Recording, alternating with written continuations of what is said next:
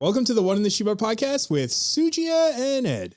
We're just two Asian Americans talking shit about shit. I think Susie's a little angry. I'm not angry. I'm just annoyed. I'm annoyed today. I'll just be honest. Well, but before we get into that, how was your week? Is it because the girls are out of school?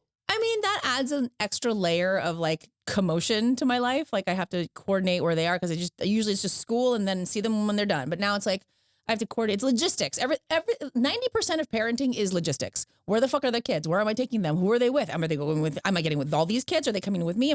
All of it.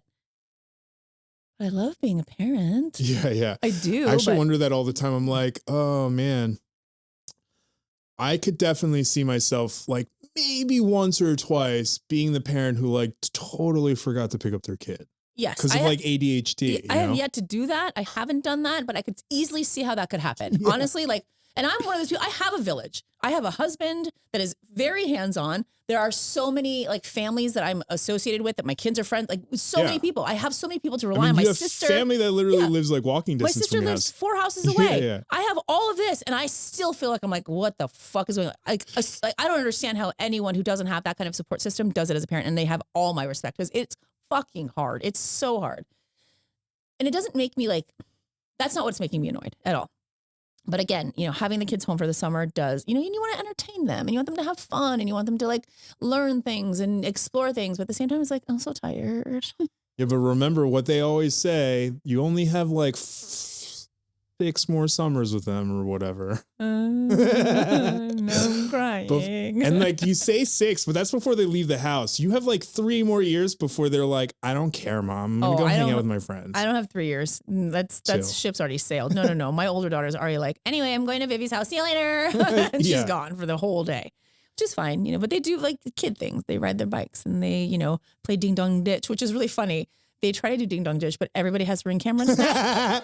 You should know not to do it at a Ring camera. Totally busted, but they know they wear disguises.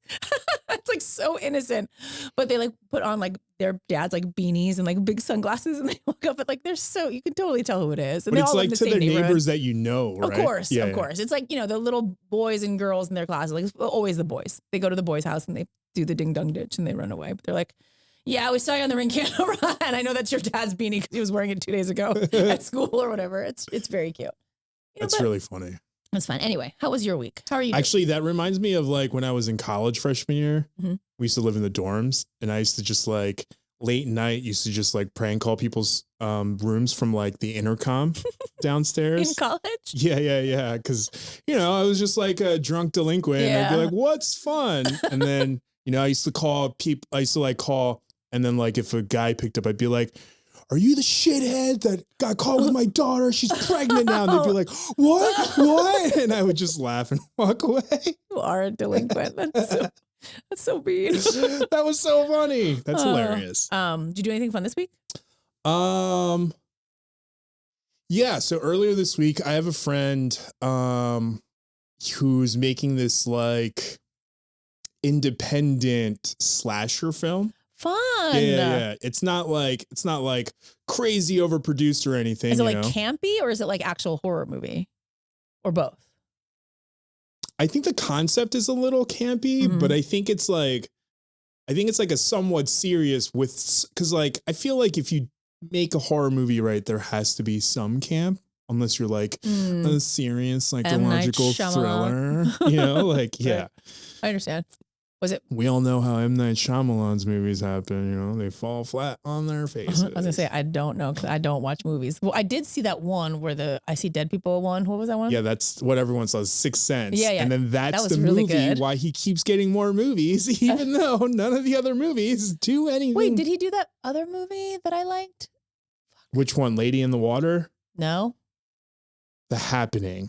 No way. That's the dumbest one. The one with Mel Gibson. No, don't watch any movies with him anymore. Yeah, me neither. The lady with Toni Collette.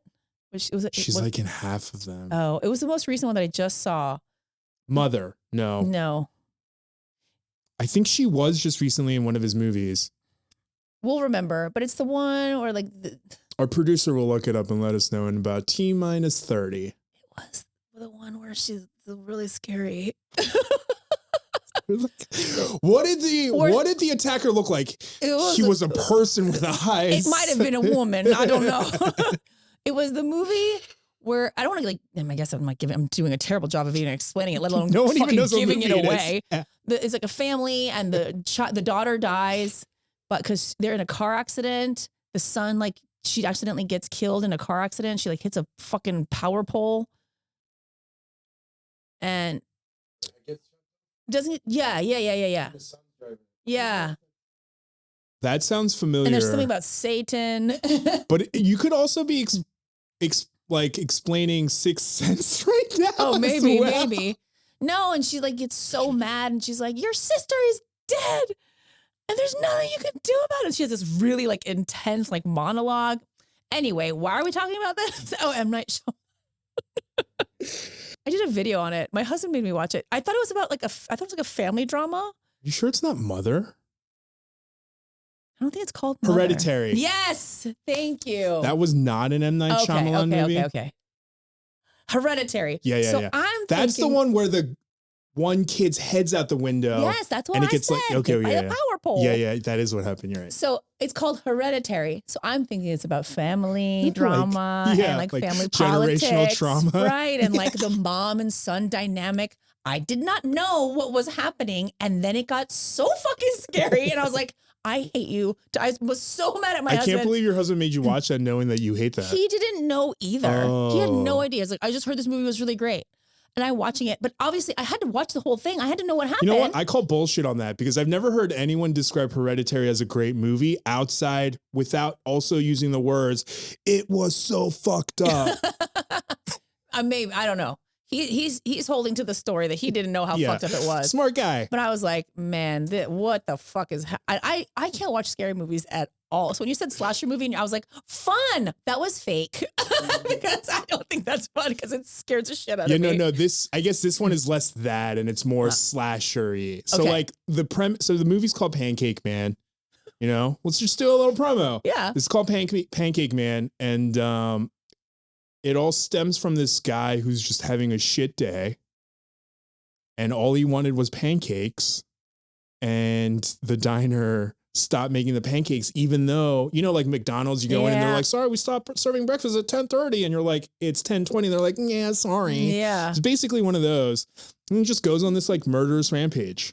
You know, I know actually describing it sounds kind of campy. Yeah, I was going to say. Yeah. It's like that movie. But it's not cheesy, I don't think. Yeah. Well, I mean, weren't you there? I was there for some. That's what I mean. From what I remember, I don't remember it being cheesy, but you never really know how it comes off. Are you editing it too, or are you just so that's partially what I'm doing is I'm helping to edit part of it. Mm-hmm. Like some of the action kill sequences. Okay. So. Well, because in editing, you can take it in so many different directions. You know what I mean? Like you can take something that's very much camp and then take it to very, very slasher and back and forth. That happened yesterday. So he sent me some of the footage that we recorded. So what they're doing is they're recording. It's self-funded, essentially. Like a lot of independent movies nowadays, there's this platform called Indiegogo, which it's like GoFundMe or Kickstarter, but I think it's more focused on specifically movies and media. So like a lot of people, they'll donate towards the movie and maybe sometimes like depending on how much you donate, maybe you'll get an executive producer credit. Oh, got it. Or like maybe you get an extra role, you know, whatever it is. So they're recording half of it now and we're going to edit some of it to try to use that footage to then get more donations so we can finish the movie. I bet. If you let me get murdered in the movie, people will donate to see that. I have so many people that hate me would love to see it. Hey, all my trolls, guess what? You could fund me getting murdered in a movie. Yeah. I may also have a part in it in the second half. Maybe. We'll see. Cool. We'll see. That'd be awesome. We'll see. Oh, that sounds... Yeah, but it was like really fun. And yesterday he sent me some of the footage and, you know, he wants me to chop up some of it to make a trailer so that, you know, we can start shopping it around to start getting, you know, raise funds. And I started going through all the ways I can edit it. And then after like a couple minutes, I started being like, does it look cool in my head, but it's really just going to come off super campy? You know what I mean? But I don't know yet. There's something really cool about super campy. You know what I mean? I love campy, but it's also not my movie. Yeah, So I don't want to like offend my friend. And he was like, this is supposed to be a serious film. And I was like, oh, I'm so sorry. Listen, I know you wanted something really serious and thought-provoking, but instead, here's what I did. I've taken a little creative liberty on these. Yeah. He's like, what is happening? Yeah. Whose movie is Creators this? love that when other people come in and just hijack. The creative types. Well, I mean, creative types and the money people often have different ideas. I don't even want to say money people, but you know. No, but that's true. Yeah. And I'm speaking of this because I'm assuming none of those people are going to watch or hear this, but there was some drama on set. Like, for instance, my buddy who's making the film, he's director, he wrote it, he's producing it. His wife, who's an artist, she was volunteering craft services. So like the person who like cooks, basically the caterer, right? On set. So you make sure that like no one's, you know, going starved, whatever. They're energized for the shoot. So she's like, I need to know who's going to be on set. Because, you know, if you've ever prepared food before, the amount of people who's going to be there is like, it's important to know. It's not even important. It's like, it's like one of the most important things. Yeah. Because like, you're like, it's either the difference between having enough food, having too much food waste, or people starving and being hangry. Right. So like every day, you know, there's roll sheets, call sheets of people like who's going to be there, all the extras and all stuff like that. But then some of the producers started being like, oh, we need extras. So like, bring your wives, your children, your family. And then like on their Instagrams and, you know, Facebooks, they'd be like, we need extras today. So like all these people kept showing up. And the one day fuck off. She like ordered a bunch of Dominoes. And I don't know if you've ever been, okay. Who hasn't you don't know if I've ever eaten Dominoes? Who's never been to a party with pizza? No one in America. So like so, you know, when you go to parties with pizza, you know, you have to make sure that like, no matter how hungry you are, there's going to be enough slices for everyone, just like with any food, I guess. You have to guess like, okay, each person will have between 2 and 3 slices. Each pizza has 8 to 12 slices. So I need to order X amount of pizzas to have. Yeah. So she did all that. A little bit of math. And throughout the course of like 40 minutes, I like ate 2 slices and then I went in to grab another one and she started yelling at me in front of everyone. She was like, she's like, yeah, kind of. I would freak out. I would go off. I hate that. She and I have a friendly banter where we bust each other's chops. So I think that's what it was for her. You know, not knowing that a lot of Asian people have so much food trauma. She's Asian too. Oh, so she should know. She should know.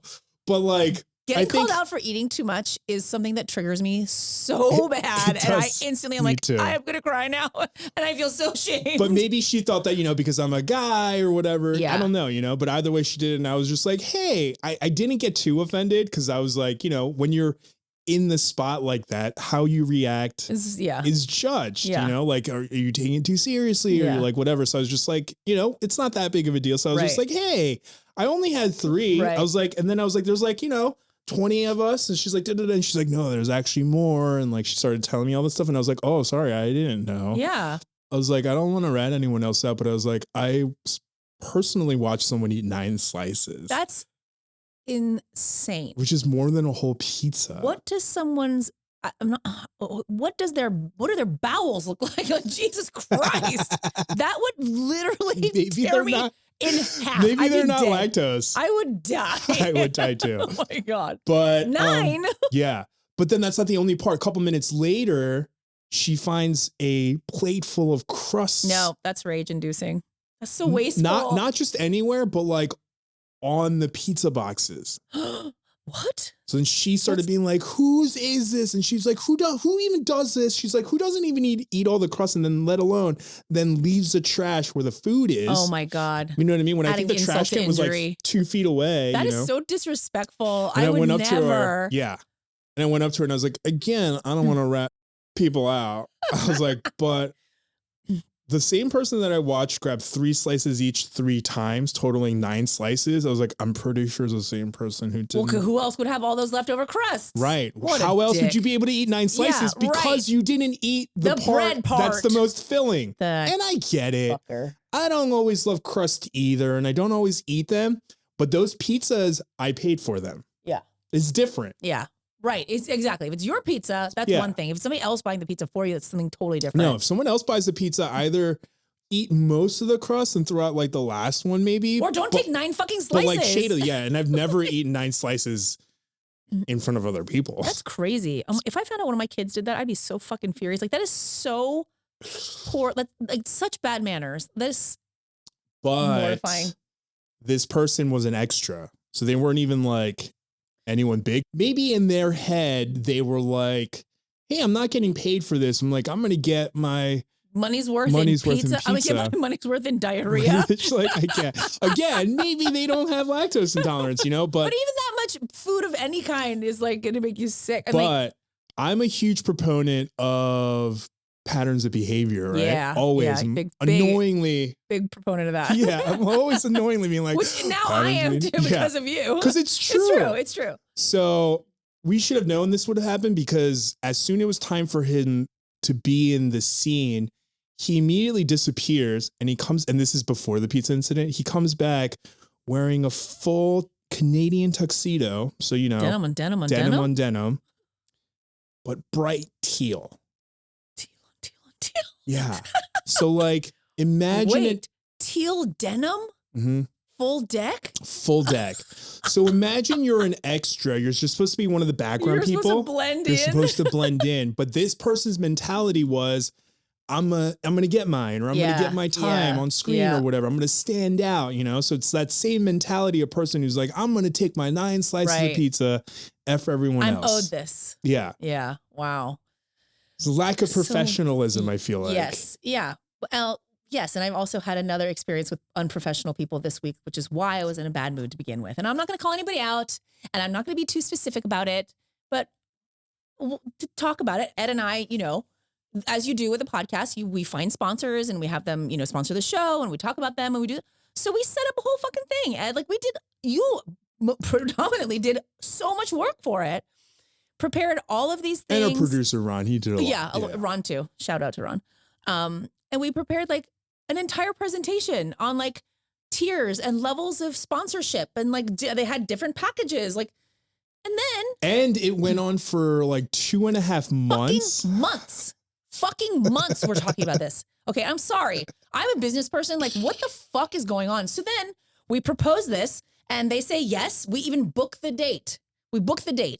And then we're like, okay, but we haven't talked about money yet. Like, so we want to do that. We weren't skirting the issue. It's just that like, it didn't organically come up and we're like, you know, let's just do this now before anything gets too far. So we submit them. Okay, great. / when someone picks the top tier without hesitating, right? There is a small assumption that you're like, oh, I guess they're not that concerned about budget, maybe. Right. Obviously not saying that to be like, oh, we're going to just charge them crazy, man. But you're just kind of under the assumption that they're like. Well, especially when you present the tiers and they say, oh, well, can you just break down what the prices are for each? Like they didn't even ask. So we're like, oh, maybe they have crazy deep pockets or whatever. But this was after we proposed like the price. We went through and calculated all of the things, how much everything we think is, you know, worth. And we gave them, I think, a very reasonable amount. They fucking come back and say, oh, sorry, we don't have a budget. We don't have any money. We don't have any budget. Would you consider doing it for free? Eh? What? I'm sorry. Not that we don't highlight businesses for free, because 99% of our highlighting is free. Yeah, most of it. But not during a business negotiation for a sponsorship. Well, so then I have to wonder, what did this person think? Oh, we're offering you these 3 tiers. You can either get very, very little for free, or you can get fucking everything for free. Like, what the fuck was that? And I'm sorry, like, I've been in business a long time. You don't go through negotiations and present packages and present different tiers and levels of sponsorship. The word sponsor is like you are providing something for something. That's what that is. Like, what do you think we're doing it for? Like, for fun? Yeah, well, I think it was just more so that like her response was very terse. Yes, and crass. Oh, we don't have any money though, but like, what if you did it for free instead? Bitch, what? Yeah. Bitch, what? You want us to do it? She picked the top tier, which had so much shit on it. There was so much stuff we were going to give her for that price. And she's like, oh, but instead of doing all that for money, can you do it for nothing? Fuck you. And if you're listening, you know what? You were very unprofessional. Do better. Yeah. Do fucking better. Don't reach out to people for business if you don't intend to do business. Like we're not volunteers. We're not a charity. Like, yeah, but then to be honest with you, looking back in hindsight, because like most of the conversation we had was with her marketing manager. The couple times that she stepped in to take part in the conversation, she was always very short. Mm-hmm. And now looking back on it, it's very obvious from the beginning that she's one of those people who holds themselves into such high regard because of their position. And they use that as an excuse to be short with people and like kind of be a little condescending. And I think that's her pattern of behavior. Right. Also though, ma'am, if you're going to have a marketing manager, then between you and the marketing manager, you should have figured out that this was going to be a compensated sponsorship. What is your marketing manager doing? Like, that's their job. Yeah. Find ways to market our business. These things are an investment. Investments cost money, bitch.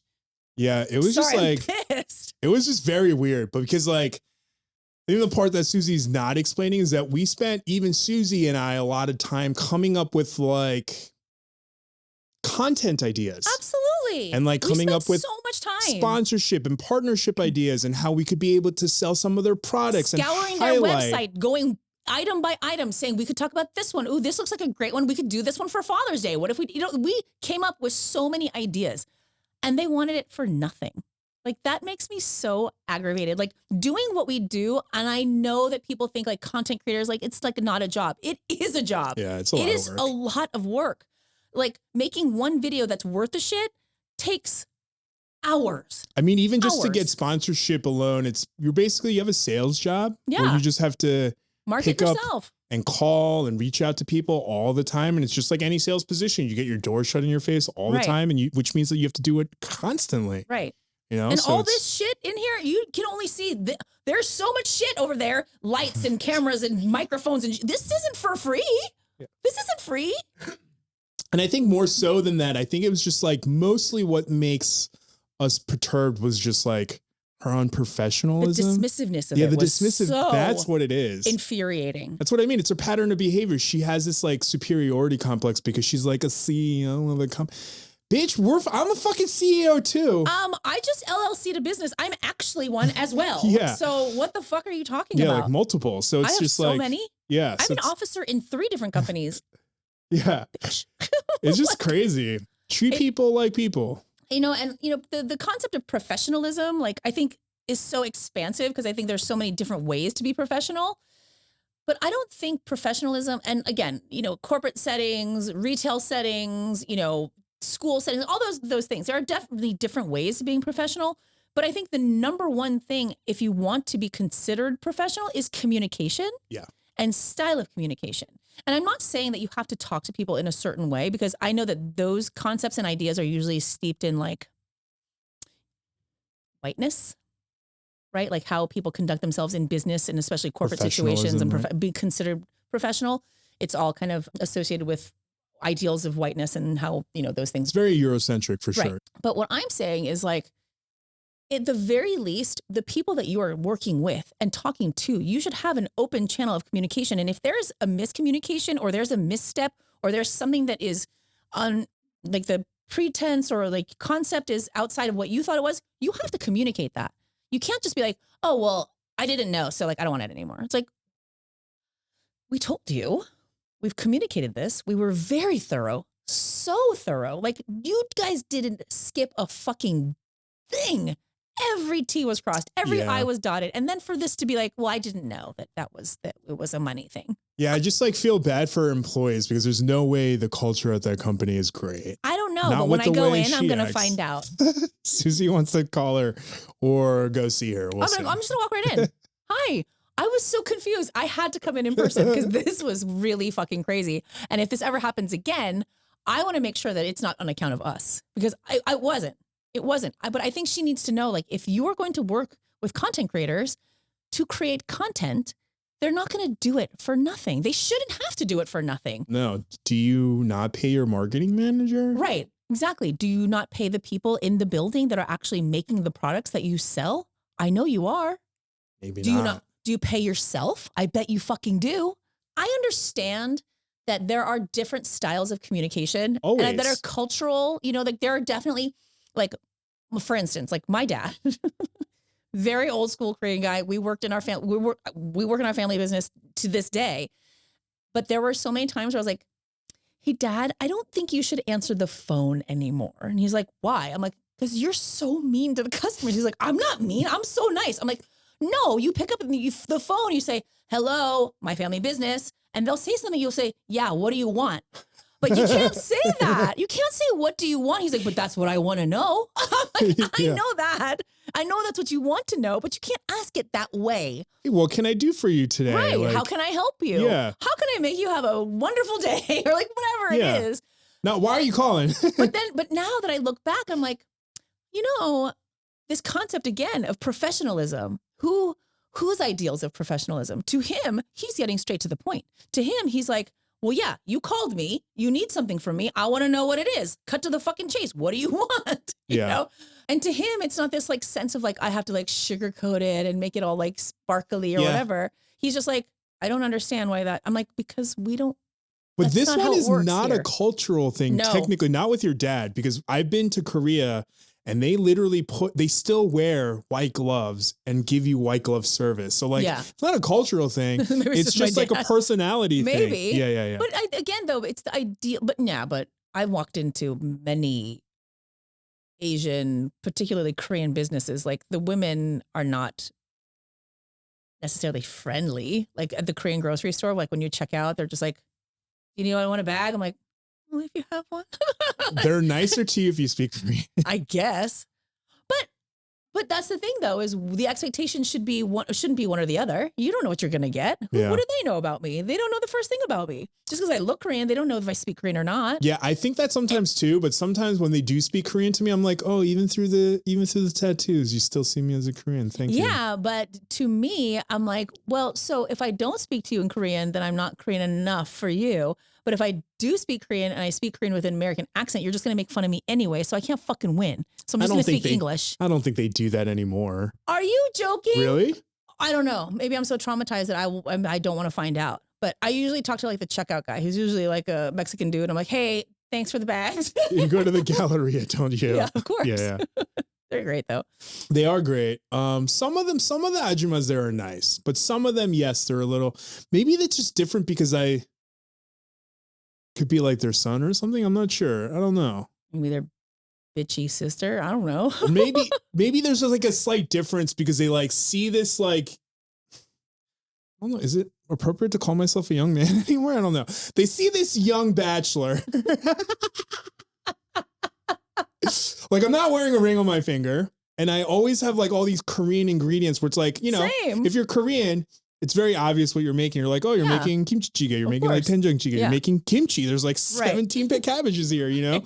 And maybe they're like, aw, you know, maybe they like slightly treat me with like a little bit of. Listen, I don't go in there and buy lean cuisines, okay? Like, I'm not doing that. No, but I mean like because I'm a guy, maybe they just treat me with like a little bit more like. Patriarchy, misogyny. Yeah, that's what I mean. All that. Yeah, there is a little bit of that. Cool. Still not cool. Yeah, no, it's not for sure. But I'm like just understanding this is what I'm trying to. I guess. I don't know. But, you know, I walk into a lot of like ethnic markets and like ethnic grocery stores, and there are just cultural differences. For sure.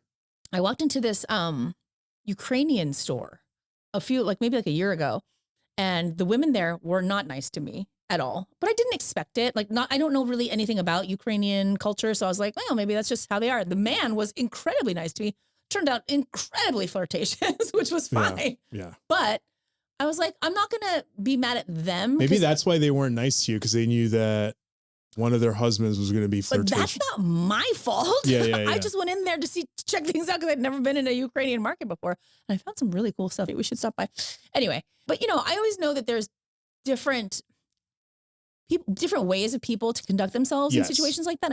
I never expect anyone to treat me the way that, you know, I don't know, culture deems appropriate as far as professionalism goes. But I've also never worked a corporate job.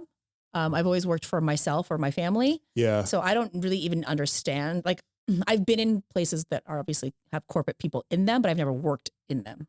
So.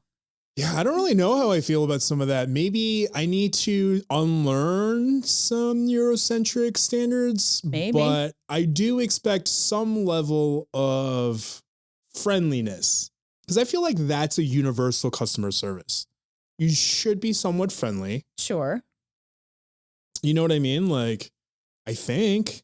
I'm not sure, but even ways of being friendly is different, right? Like think of your friends. No, I agree. My friends are all. I'm not very saying different. like you have to be like this, like bubbly, like, oh my God, thank you for coming in. But like that would turn me off so fast. Yeah, I'd be like, I'm fucking leaving. Some level of friendliness, not like, what do you want? You know what I mean? Like stuff like that. Right. And that's coming from someone who recently has been very bad with customer service. Like providing it? Yeah. So like when I used to work sales jobs, I think I was good at it because it was more on all the time. Mm-hmm. Like it was just like a second part of me. Like it was just something that I accepted, even though I hate it. I hate being friendly on purpose.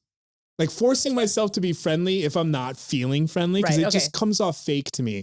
And like, I don't know what it is. Maybe it's a generational thing, but when I was younger, being called a poser and fake was like next to being called a rat was like the worst thing that you could have tied to you. Yeah. You know what I mean? So like, I've always had this like insecurity of not being fake, just being genuine, be myself. But of course that also means that in a corporate setting, you know, you also have to learn to just like, hi, like, how's it going? Last email, you know? Yeah. Or like, and even in the sales job that I did, it was in a recruiting job. So like you have this like customer service voice. Hey, thanks for calling like so-and-so. I'm Ed, like da-da-da-da-da. So like, I think after that, I just got so sick and tired of being fake. Mm-hmm. So like when I used to have the art gallery that we recently closed, like, it's been like 5 months at this point. Wow. I used to not work the counter unless I had to. Because I just like, after all those years of it and then not doing it for like a little bit, the more time went by, it was harder for me to like find that happy, like friendly, oh my God, like, hi, thanks for coming in. Like, I think that was a good strategy. Yeah. You know what I mean? It's take you out of the front desk. Yeah. Especially because like, I just get so annoyed. Yeah. So quickly. I know. And our producer, Ron, who's my business partner, you know, he always used to watch the front because he was like, nice. Yeah, like sometimes even when I tried to be nice, he'd be like, oh man, you were just giving them the dirtiest look. I was like, no, I wasn't. He was like, yes, you were. And I was like, oh, I'm sorry. Well, you know, I think I'm more of a tough love kind of person. Like, and I think that my clients have grown to appreciate it. Like I've kind of developed a reputation in my industry for being that, like the big sister who's not going to sugarcoat things and tell you how it is, but only do it from a genuine place of like love and like what I really think is best for you. And I've kind of cultivated this thing. So there used to be a restaurant. I would say, I mean, I've been in the industry a long fucking time. I can't tell you what it is, but just trust me. There was a restaurant called Ed DeBevick's in LA. And it was one of those restaurants. I'm sure they're all over the country where they have this concept where I think it was at DeBevick's. Oh, like Dick's Last Resort. Maybe. I think on the East Coast. But go on. That sounds like a bunny ranch, sex workers type place. Is that what that is? No. Okay. I'll explain it to you in a second though. Where it's like the waitresses and the wait staff is like, they're really rude to you. They're like, all right, what the fuck do you want to eat? Like, don't fucking ask me for a straw. I gave you, like that kind of, and I'm not quite like that. But I'm like the person that's like, okay, I'm only giving you this information because you asked me my opinion. And I'm only doing this from a place of genuine love and care. This is a bad choice. Yeah. You're making a bad choice. Yeah. And we've already seen better choices. Tough love, they say. Kind of, yeah. But I like obviously don't hurt their feelings. Yeah. But I'll say like, I believe we've done better. I believe we can continue to do better. I think we should keep going. I think this is, not the right one. So I think honesty is of great value, especially in like retail and service, industries. But I always think there's a difference between like honest and brutally honest. Brutally honest people, I think, are just looking for a reason to be fucking mean. I don't like brutally honest people. Sometimes. They're just looking for a means to brutality, I think. So like, okay, before we get into that, Dick's Last Resort is this like not restaurant chain. It's not a bunny ranch. It sounds like one. It does. But the concept is that everyone there is a dick. They're a dick. Okay. And in fact, their shtick, I don't mean to rhyme. Dick. Their dick shtick. Oh, that sounds dirty. Free flowing mind. This is what happens. Stream of consciousness. I'm sorry. Yeah. That's what I meant. But the one thing they do, their shtick, is that they take those like tablecloths, but the paper ones, because they put them down because it's like a crab restaurant. Oh, okay. So they roll it up. They make it look like this ginormous condom, and they put it on your head, and they write really ridiculous things on there. Like, I think the one time I went, they like put one on me that said like, "Help, I can't get it up." You know what I mean? It's just like, so dicks is a theme. Yeah, okay. It's the theme. So, but it doesn't really look like a condom because it's like this white paper. Yeah, so you just really look like you're wearing this, like you're dressed up as like a joint. Okay. You know what I mean? You look like you're dressed up as a joint with words on it. But it's this funny experience, you know? Right. I only went once because like, why would I pay money to be treated like trash? It's only funny one time. Right. Yeah. Otherwise, you just have some kind of weird kink, which is fine. Yeah, which is fine too. Your thing. But not me, you know? Right. I don't like to be verbally shamed. I get enough of that from my childhood. Thank you. I do enough of it in my own mind to myself. Thanks. Yeah. For instance, like when I was younger, I was one of those brutally honest people. You know, and like, for instance, like the best example I can think of, and just a warning, I'm not like this anymore. But like, for instance, like with my ex-girlfriends, I used to be like brutally honest. So like, you know, like when you're getting ready and they come out with an outfit. I look fat? Yeah. Do I look fat? And I used to be like, you don't look great. Wow. Yeah. Because, and they stayed your girlfriends? Yeah. Well, I think that was also the biggest problem with me was like in my young age, I knew how to get girls, but then I didn't realize at my young age that like once you get them, you have to stop being a dick. Or you shouldn't have been able to get them from being a dick. Yeah, I mean, it's a very toxic environment for sure. Right. Which just then tells me kind of like who you would have attracted being a dick, and then maintaining a relationship in that must have been complex. But I was like a charming dick. You know what I mean? I was like I am now a little bit. I'm like dick in a funny way. Nice dick. I don't love this conversation. There's a lot of dick. We've said dick so many times. So many times. I'm like desensitized now to the word. Wait, but like, for instance, like when my one ex-girlfriend, we went to a wedding, and that one time I decided to not be brutally honest. I was just like, you look great, whatever. We come back, and looking through all the photos, she's just yelling at me the whole time. She's like, why didn't you tell me I look like I'm pregnant? So that's when I said to her, I was like, this is why I'm normally brutally honest with you, because it's either you're insecure for 5 minutes before we leave, or you're insecure the whole night once you realize you don't maybe look that great. Well, okay. So I've worked in an industry where these questions come up a lot, and you can be honest without hurting somebody's feelings. I know that now. But it is kind of an art too. But I don't think I ever hurt their feelings. I was never like, you look fat. I used to just be like, ooh, that does not look great. That's still painful. That still hurts people's feelings. They don't like Once again, I understand that now. Yes. But I wasn't as like crass as like, ooh, you look fat. I'm trying to like imagine what I would feel like if my husband ever said anything like that to me. Like if he said, you don't look great, I'd be like, get out of my house. You don't live here anymore. So now I know better. I'd be like, oh, why don't you try on that other I dress? like this. But you know what color I really love? Blue on that other dress that you have. Exactly. Do you still have that?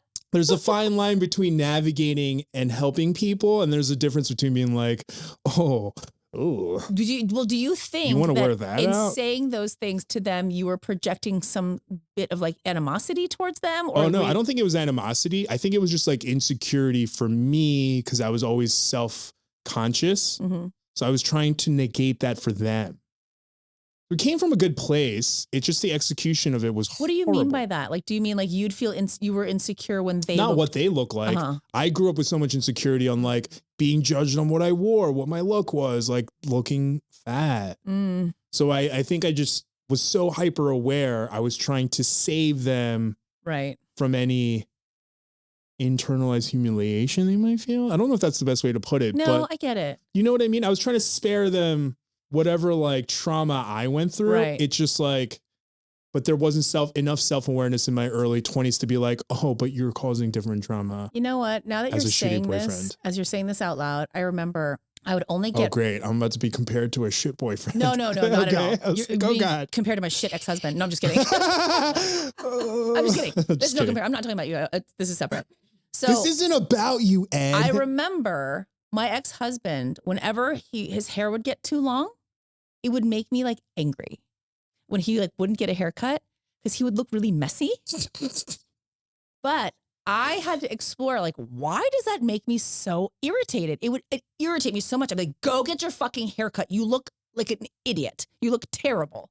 He'd be like, relax. I have an appointment tomorrow, but I'm like, go now. I can't even look at you like this. Jeez. I wonder why we're divorced. No, I'm just kidding. I called it off, just so you know. Anyway, I realized that like I was insecure and like I always felt like I had to look perfect and my hair and makeup always had to be perfect and I always had to look a certain way. And when he wasn't matching that, I felt like it was a bad look for both of us. You know what I mean? Like, oh my God, I can't believe she'd be with somebody who looks like, you know what I mean? So it projected a lot of that insecurity on him. Thanks for making me realize that. Yeah, I think mine was similar but different. Yeah. It wasn't like I didn't want her to be I just was like, oh man, I know what that feels like. Also, like I would rather go out and people be like, why is she with him? Versus him being like, what's with his girlfriend? Yeah. But if they went out that way, so you didn't want them to feel bad about how they looked, so you would be brutally honest about it. Yeah, you know, the way I always thought of it was just like, there was this like one shirt that I used to love, but then like a couple of years later, I look back on all the photos and be like, why didn't anyone tell me this? I look like an idiot in this shirt. But like for some odd reason, it was like my favorite shirt. So I like, sometimes I'm like, I wish someone would have just told me like, hey man, I'm not trying to hurt your feelings, but you don't look great in that shirt. You know, I had a mullet once and I wish somebody had stopped me then. Wait, that time I brought up my mullet and bowl cut, it wasn't an official mullet. It wasn't like official, but like he cut the front like way shorter than I wanted and the back was super long. And I was like, this is so weird. But everybody told me that it was cute. And I was like, I look so bad. And I look back on pictures, which I think I've destroyed. I've destroyed like half of the pictures of my life, which I regret. Don't ever do that. No, don't ever do that. Anyone listening to me right now, don't ever destroy photos of yourself because you feel insecure. I did that with a lot of photos and I regret it because they're all gone. They're gone forever. They're not like digital at all. And then you look back and oftentimes you're like, at some point in life, you're like, oh man, why was I so insecure for nothing? You look fine. Great. Yeah. I looked happy. Yeah. I looked young. Look how taut that skin is. Yeah, seriously. The hair was bad, but everything else was good. Yeah, you're like, I saw it as baby fat, but man, I would kill to have that collagen. Dude, there are so many photos of me like in high school and I like think back and I know this is a very common thing, especially for women, where I just was like, oh my God, I'm so fat. I look so ugly. I look so the X, Y, and Z. And I look back now and I'm like, I was so skinny. I was so young. I was so happy. Oh my God. Now I'm just mean. I'm just kidding. Sometimes. Anyway. Weathered. But thanks. Oh, you're back to brutally honest. Yeah, cool. Sorry. See, but it was like that time I used the word abrasive. Weathered. It's like that time I used the word abrasive, being like, that's not an offensive word. It is a little bit. It's okay. We're gonna be fine. What were we talking about? I'm sweating from the anxiety. But no, I think it was a good call that I didn't watch in front of the store because I actually can't believe how successful I used to be as a server. Really? Yeah, I used to be like one of the top earners because I think I've said it before on one of the podcasts, but like I literally would go greet tables and then I would go back and my coworkers would be giggling and then I would be like, what? And then they would say, you know, you were just giving them like the dirtiest look, right? And I was like, no, I wasn't. So one time they filmed me and I remember coming back and my face literally was like, you know what I mean? Cause like as a server, sometimes you like judge like, oh, is this going to be a high tip table? Maybe not. You know what I mean? And I used to do that, but I still think I used to get tipped often because whatever first impressions came across, my hard work to make sure your dinner was perfect, I think overrode anything.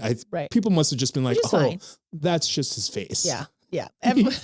I conditioned everybody that works for me to nod and smile at all times. Even if you're just thinking of something and you're like, Oh my God, I hate this person so much. They're the fucking worst. I cannot stand it. But don't be too like emphatic Fake. about it, but just like a very small, mild smile with a very gentle head nod. Yeah. Really, it goes a long way.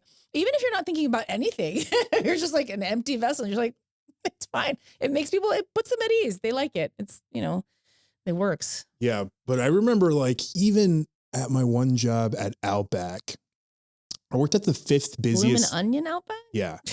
And it wasn't just the Outback. It was the 5th busiest Outback in the world. Wow. And it was in suburbs of Philadelphia. Interesting. I don't think I've ever eaten at Outback. Like Outback isn't horrible. Yeah. I mean, it's a huge chain. It is a huge chain, but I think from what it used to be back then was they at least used to have their own dedicated farms. Oh. So like they weren't just getting it from some middleman. They would like had some control over how their animals were raised and stuff. But I don't know if that's the case anymore, but I remember this one time, went up to this table. Hi, I'm Ed. I'll be taking care of you today. There was a couple. The woman looks at me. The first thing she says is she's like, you don't look like an Ed. You look like a. And this is what I mean when I probably would have been the smart thing to just been like, and then just laughed it off and just been like, fuck these people, leave. No. But I didn't do that. I was like, what do you mean? What do I look like to you? Ching Chang? And then she was like, no. She's like, you just don't look like an Ed. I was like, right. So what name do I look like to you? And then she started getting all defensive. And I just went to my manager and was like, you have to kick these people out. Oh boy. They're being super racist. And you did. Oh. Kick them out. Well, oh well, bye. He's like, I'm sorry. No bloomin' onion for you, leave. bitch. Yeah. Yeah.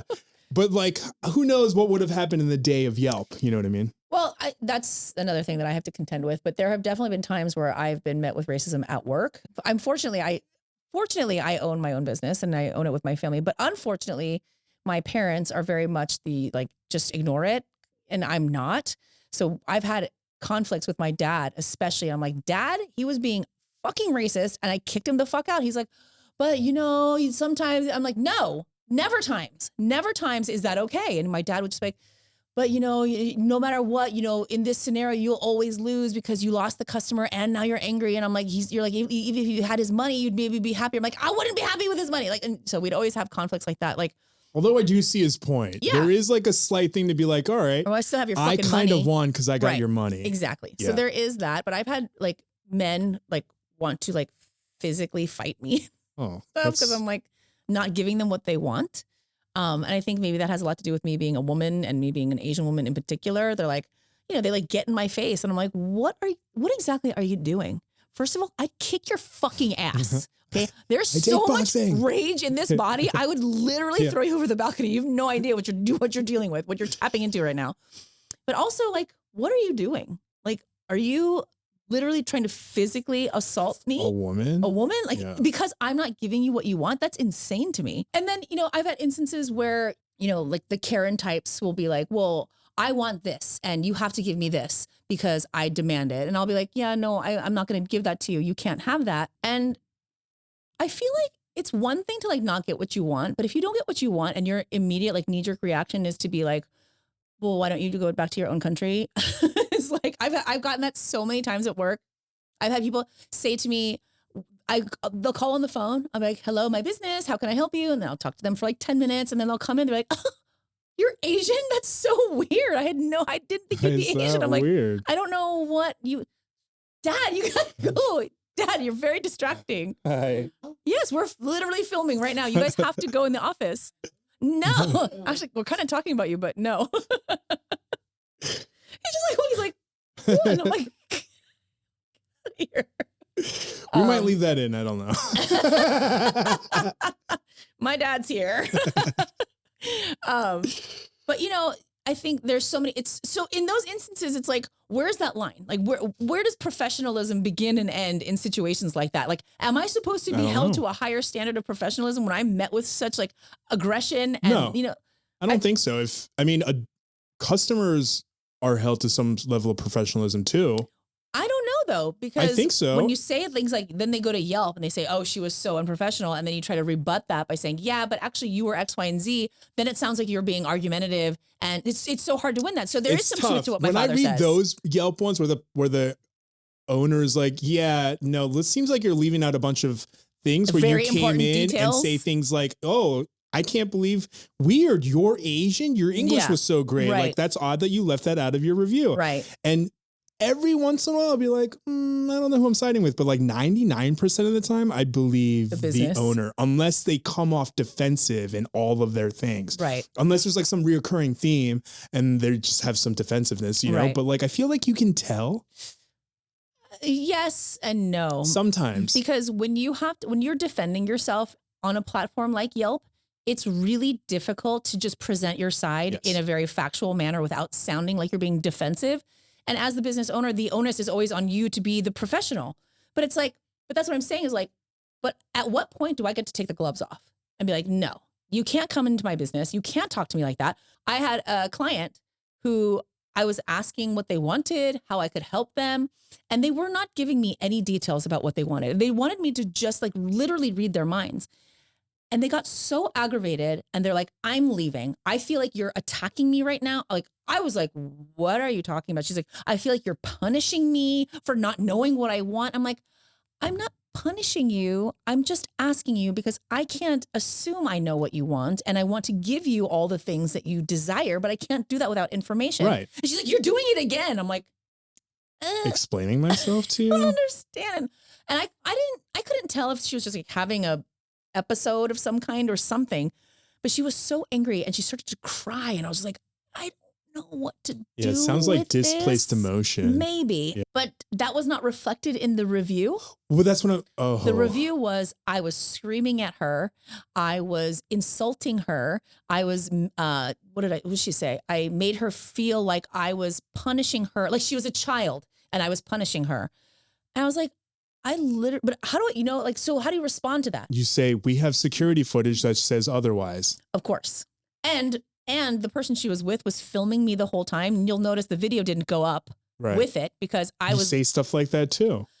You're like, we have footage, and I remember your person also filming me as well. So if please, you'd like to post if you would like to post that, please feel free. But there's that fine line too. It's like, God, this lady just was like, well, I have film, and you know, so there's a fine line. It can be very difficult. I dare you to post it, and let's see whose side takes who. It was That's what crazy. I would do. It was. I was like, are you filming? Are you filming me like I'm the Karen? That's ironic. Like I'm being the opposite. Yeah. I literally was like, I had my hands together. And I was like, whatever it is that you want to do, like if you want to maybe take a break and come back, we can do that without making you more comfortable. You just seem very agitated and I don't want you to be, and like just being so nice. And she's like, why are you screaming at me? I'm like, if you ever heard me screaming, you would shit your fucking pants. Ask my kids. Well, that's what I mean. It doesn't sound like they were being professional either. And I feel like all those videos you watch of people like talking back, they're like, yeah, you're just matching their energy. You know what I mean? Like this one's not as crazy. Not that yours was crazy, but it's a little, I don't know what I'm trying to say, but let me tell you this story. One time I was watching the front of the gallery / shop and these kids come in. Actually, we were right across the street from Fairfax High School. So kids came in pretty often. But they came in, they clearly weren't looking to buy anything. They were just like looking around and they were asking all these questions. And I forget what it was they asked me for, but I was just like being short with them because I was just like, yeah, whatever. You're just kids harassing me, whatever. And as they're leaving, they were like, you should learn to treat your customers better. I was like, you have to buy something to be a customer, you shithead. Get the fuck out of here. Why didn't you work at the front of the house? Actually, it's really surprising that the only bad review we ever got, actually two, was one from these like old boomers down in San Diego who don't understand how streetwear works. They were like, they copied this design. We're like, no, we didn't. First off, that company went under, and this is called an homage. That's literally what streetwear does. Right. That's what we do. Right. And then the other one was this woman tried to come after me personally and then wrote personal stuff on the Yelp review. Like, what do you mean personal stuff? So like she knew you? No, not literally, but something happened that wasn't at the shop. And then she tried she took it outside. Yeah, she tried to bring it and make it seem like it happened in the shop. And I was what? Yeah. That's weird. So I had a mother and son come in, and the son was a customer and was asking me a lot of questions about, the services we provide. And so, of course, when you're talking to somebody about their services and you talk about money, because that's how that works. I asked him, I said, what is your budget? I want to stay within the parameters of your budget. And so he tells me a number. I'm like, great. So for this, we can do X, Y, and Z. And then his mom comes over and is like, okay, well, I want to do this and this and this. I'm like, oh, that sounds great. I just do want to let you know that I spoke with your son and he wants to keep it within this budget. And she goes, how dare you talk to him about money? And I was like, what? I'm sorry. Why would I not talk to him about money? Budget is, I want to be respectful. He's the client. He's my client. I want to be respectful to his budget. And she's like, money is not an obstacle for us. And I was like, okay, but I don't know that. I don't know and you. I want to be respectful to you. The way you're talking to me, it seems like you think you know me. Right. And he was like, can you stop, Mom? Like, this is a very common thing for people to ask when you're working in this kind of situation. And she's like, I don't like that. I think that's wrong. She's just looking she basically made it sound like I was trying to get over on him when the actuality was I was trying to be respectful of his money and I guess her money because she was paying for part of it or whatever. And so she looks at me and she like squares up like face to face with me, gets within an inch of my face. And she goes, I don't like how you do business. I was like, well, you don't have to do business here. I think your son wants to stay, but you, of course, don't have to stay. And she's like, we're leaving. And the son's like, I'm not leaving. What is wrong with you? What are you doing? She's like, I just don't like how she's talking to me. And he was like, you need to go outside. I was like, do you want to go to the parking lot and like maybe like take a minute or two or whatever? Ugh. And she's like, you're taking her side. And he's like, you're being crazy right now. What are you doing? And I was like, oh, thank God. Like, at least this one's like off me. Because I was like, I don't understand. Why would I not talk to your kid about their budget? And also, why are you here? Why are you here in my face? And like, if you should have talked about this with him before, you should have set your budget with him and let me know because that's my job. And then conversely, let's say the budget is, $1,000 and I show him things that are $5,000. Then they say, you are not being respectful. You're just trying to, milk us. It's like, I can't That's literally what it is. If you like have a car dealership and someone's like, hey, my budget's $5,000. You don't go around showing them a fucking Rolls Royce. Right, exactly. And that is what I tried because as salespeople or people in, industries like, ours, people are worried, like car salesmen. Oh, they're just trying to upsell and they're just trying to, milk you for all your money and they're trying to take advantage of you because you don't know what you're doing or whatever. And it's like, so I'm trying to head that off at the pass, but you won't let me. And now you want to what? Fight? Is that that's what we're doing? So weird. Ma'am, you're like 65 years old. Probably like more displaced emotion. Again, yes, it usually is. And that's why professionalism, customer service, these kinds of things are so hard to negotiate a lot of the times because you're dealing with people who get highly volatile and emotional about sometimes things as small as like a burrito. You know what I mean? Like I've seen people lose their shit at Chipotle and it's like, what are we doing? Yeah. And that's why I say that like, it's such a red flag seeing the way people treat service people. Oh, if I see somebody mistreating a service person, that nothing sends But I mean, in this case, you're the service person. You know what I mean? So that's the thing is that like some people have this, maybe they're just so unhappy in life or have so much no control in life that they feel the need to like gain back some control by being dickheads to people. Well, that's often what it is. It's control, right? You're not giving me what I want. Right. And until you do, I'm going to just be an abject asshole to you this entire time. Yeah. And I think it's like this really disgusting elitism when people look at people who are helping you as if it's like this like concept of the help. Right. Right. No. They're just people doing a job. Right. You're just a customer. There's no power dynamic here. Right. You're getting something you need. They need work to survive. Right. It's a symbiotic relationship. Well, that's oftentimes when somebody is in a situation where they're not getting what they want, let's say in the Chipotle, and they're not getting what they want. And they say to that person, you don't even have a real job. It's like, I am working here. They pay me money to do it, therefore making this a real job. So again, that line of like what professionalism actually is based on your station in life. People shit on other like people, service industry people, baristas, landscapers or like whatever, people who sell tacos at taco stands. Like these aren't real jobs. It's like, well, what the fuck are they? They sound like real jobs to me because they're earning a living. So, I want them to work in an industry that's more professional. What does that mean? You getting paid to talk in front of other people, that's a job. Right. Exactly. Or But it is. It's called being a lawyer. Right. Or to sit at a desk and hit a calculator. Right. You're an It's accountant. called an accountant. Right. Like you can do that with any, you get paid to like sit in a chair and just like ride around a vehicle. Right. It's called being an astronaut. Right. You need a lot of training for it. Right. There's somebody on TikTok that does that they like how to belittle like, like hedge fund bros. I'd be so or like good at how that. to, you should do a whole series. Like it's kind of a copycat, but we'll call it an homage.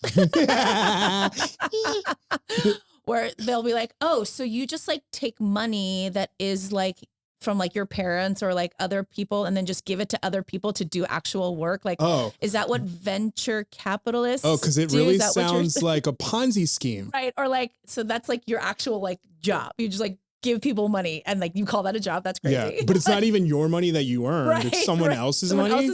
So you just like, so that would be like going to a shop and me giving you money to hand to the cashier. That's weird. That's a job. That's weird. Yeah. I think you make money doing that. That's so funny. I mean, you could really do that with anything. Anything. Right? I can do that with anything. Any profession. You just like sit behind a desk and sign. Yeah, I'm the president.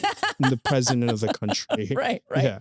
But and that's why when people talk about professionalism, it's such a huge there's such a big broad scope of it. Yeah. Just because according to who? And I think that's the thing too, is that like what a lot of people don't talk about or it's ever really said. I don't think I've ever heard anyone say it, but I think there's like an expectation of professionalism, even from a customer standpoint. Right. You know what I mean? Like almost every, business has signs that says like no shoes, no shirt, no service. That's like a level of, you have to come in not being a scumbag. Right. You know what I mean? Like, I will say this too, though. That's a slippery slope. Not the no shoes or anything like that. But what I'm talking about is like, again, cultural normatives, like the Crown Act, things like that. What people deem as professional for certain people does not apply to other people or shouldn't apply the same way. So that's a very, I guess when I say topic. Professionalism, I really just mean like human professionalism. Yes. The word I guess I'm looking for is just like basic respect. Yeah. That's like the professionalism I'm talking about. I think respect is a common theme here. Right. That's what I mean. Really maybe we think we're talking about professionalism, but it's really just like decency. Respect in a somewhat professional setting, even if it's only for half the party. Right. Right. My dad's like up front, like clipping fucking notebooks and shit. I'm like, it's okay. I'm sure it won't catch too hard, but, yeah, I think a lot of people are not good people. That's my takeaway from today. I don't want you to walk around the world thinking that, but I already do. Well, it's a bummer. I don't think that not everybody is a good person. I don't think that that's the issue. I think at the heart of it, most of us want to be good, but we don't necessarily all know how to be good or what good means to other people, right? Because some people... I don't think that's it. I think people want to be good, but I think they have a hard time censoring them. Like, you know what I mean? They have a hard time like controlling themselves. I think it's like a problem with like self-control. You know what I mean? Like some people know like, oh, I shouldn't do that. But like in the heat of the moment, you're like, Or is it never having learned it? Or is it they harbor all these horrible feelings and, again, like, I guess that's them not being a good person. Like I just did a video about this lady who approached some guy who she thought was selling puppies out of some parking lot or whatever. Oh, gosh. And she gets really upset and she's like, you can't do this according to Harris County law, selling dogs this way is illegal or whatever. And, he's a Mexican dude. And she said, the second he's like, go away. Like, nobody's fucking asking you. Like, get the fuck out of here. Her first reaction is like, are you even legal? Go back to Mexico or whatever. So it's like, I don't know. I guess what I'm trying to say is like, are people just looking for an excuse or like, is it just kind of like, it's always in the chamber? You know what I mean? Those things are always in the chamber. And that really, that again, maybe I think everybody's a bad person too. But that's what I mean though. Like God damn it. She knows not to say that. Yeah. But then in the moment, she has a hard time controlling herself from being like, I know this is wrong, but like my emotional impulse is to attack this man in a way that makes me feel superior. Yes. And that in itself, I think, is the definition of someone who's not a good person. Because if you take it down at the end of the day, I think most people know right from wrong. Yeah. I think like 99% of people, adults, know right from wrong. I think they just have a hard time controlling themselves. And then afterwards, maybe having a hard time justifying what they did. Maybe it's not necessarily about controlling themselves. It's about them needing the control. Both. Yeah. I think those are synonymous. That's you know depressing. what I mean? It's very depressing. But that's what I mean. That's what I walk around thinking most of the people. I'm like, okay. I mean, I treat them equally. I treat them all equally. Like, you have to prove you're not a shit person. No, I'm just kidding. I give most people benefit of the doubt, but as soon as they see one red flag, you're immediately put into this bucket of like, okay, I don't know you now. So now you have to prove that you're not the shitty person. I don't know that I even bother giving people the time to do it. It's all very quick synapses of subconsciousness. It is a lot of work. It is emotionally draining. I'm drained and depleted in every sense on everything. I'm so fucking aggravated. I'm like, I'm going to just start fucking flipping shit. What? Just start Susie doesn't mean that. We don't want to put that message out there. Some days I do mean it. And it's okay. It's okay to have these feelings. I'm not going to act on it. I'm not going to go flip an actual table. People. Right. And or you can flip a table. Yeah. Right. As long as it's your own table. But that's the difference, right? I'm feeling all of these negative feelings. I'm not going to take it out on somebody that's just trying to make me a fucking cup of coffee. Right. You know, and I think that's what I think maybe is the problem is like people are just so unconscious in their like sadness, misery, pain, or whatever, that they project all of those things onto people who are just so undeserving of those things. And I don't know that I'm saying like I'm so superior because I don't do that. Because there are times I want to. Oh, no. I'm not perfect at any at all. A lot of these things I'm aware of in other people because I know that about myself at some point. But self-awareness, that's what we're saying is like so many people they just lack self-awareness. They know it. They just don't confront it because that means that they would have to change themselves. Right. Change their behaviors. It's easier to justify your actions than to change yourself. Well, I often am like, I'm in this drive-through. It's taking me so long. I'm so aggravated. This is not about the drive-through.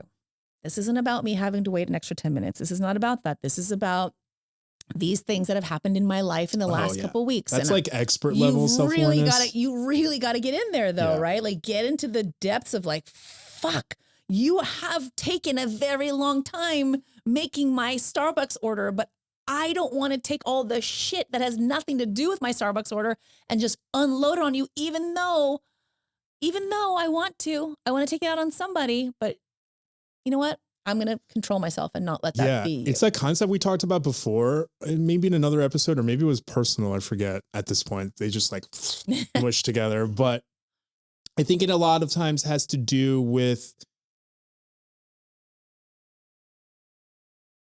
grabbing. Grab it. Don't lose it. God damn it. Holding things. Sky boobs. Sky boobies. I'm not editing that out. That's hysterical. I was trying to not let the fleeting thought go away. Okay. Yeah, like grab the idea before it leaves. Like, what are sky boobs? It's this. I was like, what are you grabbing at?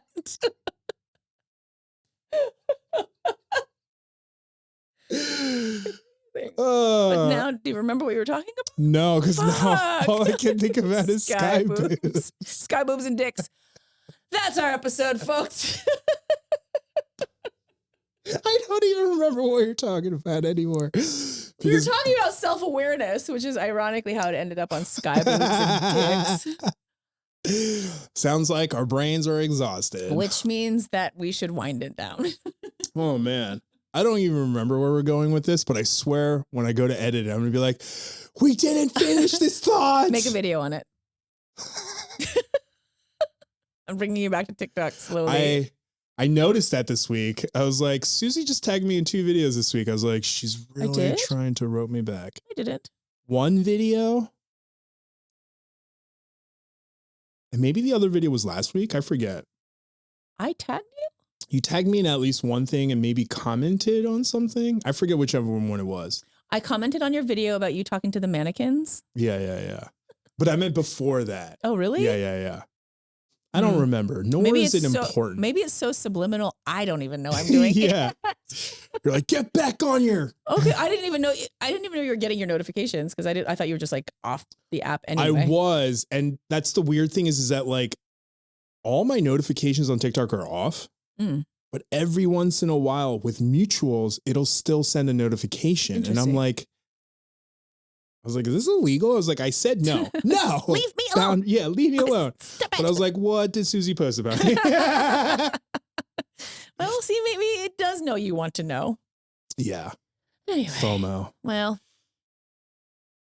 I'm done. But in reality, we just really need to just try to be nice. Be kind. Is that what everyone says? Just be kind to people, because it's like that passive forward thing, right? Like when someone does a good deed for you, it like trickles effects, but that happens more often in a negative standpoint. You know what I mean? Sure. Like we talked. Oh, that's what I was saying. We talked about this one time before, but like one small thing will ruin your whole day. And it's not that your whole day was bad. Right. It's just one bad thing happened. You can't get away from it and it ruins your whole day. Right. And like, you have to realize that by you being miserable to someone else, now you might have just ruined their day. Right. And then depending on their level of self-awareness and control abilities, they might ruin someone else's day. And worse. Right. Right. I'm not saying that like we're like accountable for what everyone else does, but there's like a little bit of accountability, and like you could have just been kind. Right. It's like, it reminds me of those comments where people are like, you know, you could have just not made a video about it. And I was like, you could have just like not commented. Like what the fuck, weird self-awareness. So you want to just continue the cycle. And then the next person's gonna be like, you know, you could have not commented on not commenting on not making a video. It's like, okay. You're like, thanks for the engagement, I guess. Yeah, I guess. Anyway, speaking of thanks so much for joining us today on today's episode. I am emotionally spent. I thought you said emotionally spanked. I am also emotionally spanked by the dicks and sky boobs. Oh, wow. Line, Susie. Hello, goodbye. Over here, way past the line. This is what happens when I get depleted. I don't know what I'm saying or doing anymore. Zero self-control. So many circles happening. But thank you all so much for joining us. We appreciate it very, very much. And, you know, if you're out there and you want to sponsor an episode with Ed and I, we would very much be open to that. Yeah. We're actually very pleasant. We are, I think. Yeah. I try to be. I mean, obviously, we're human. You know, we're human too. And I know that everybody that watches us and listens to us identifies with the things that we say and do, because I think we present our entire selves to people. Like some days I am very soft and emotional and a puddle, and then some days I'm a fucking raging lunatic. I don't know if anyone else talks about this or complains about this. I don't know. However you want to spin what we did today. But we like to think that we're not like putting on a show for you. No. We're just like sharing our lives. We're having discussions, our opinions. Keeping it fucking real is what we're doing. I don't know how to do anything else. Until keeping it real goes wrong. We'll find out. Oh, good times. But like as Susie said, thanks again. Find us on our socials. You can find me at Soogia1 on Instagram and TikTok. And I'm at Etch-a-Sketch with a J. And you can find the podcast at WhatintheShibal. We do still want to do the pregnancy cravings, which might be next week. I know we keep saying that, but life keeps happening, and that episode does require a lot of preparation. So, and also we had something slated for next week, but that's not happening anymore.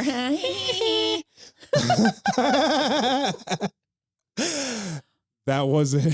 We didn't even plan that. Yeah, plan is the word I was looking for.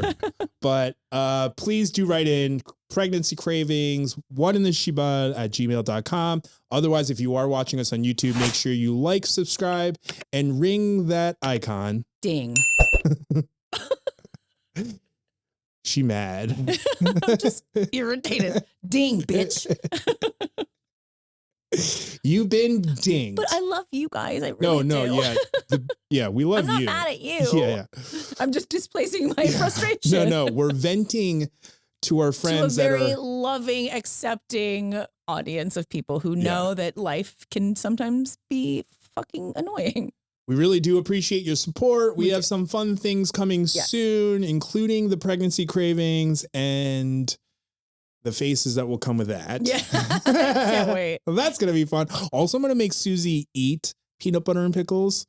I will eat it. And I'll try anything once. I'm so scared to make that. I want to make that video, but then like, I keep being like, maybe it'll be one of those videos where like it goes viral and everyone's like, wow, this is actually delicious. And then I started this like revolution, but then I'm like, that's like 1%. Hey guys, I'm going to try the viral TikTok peanut butter pickles food trend started by Ed. He wasn't ever even pregnant.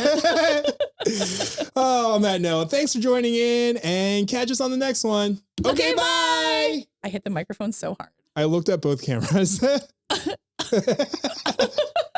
bye. Bye. Oh my God, I was so distracted. I got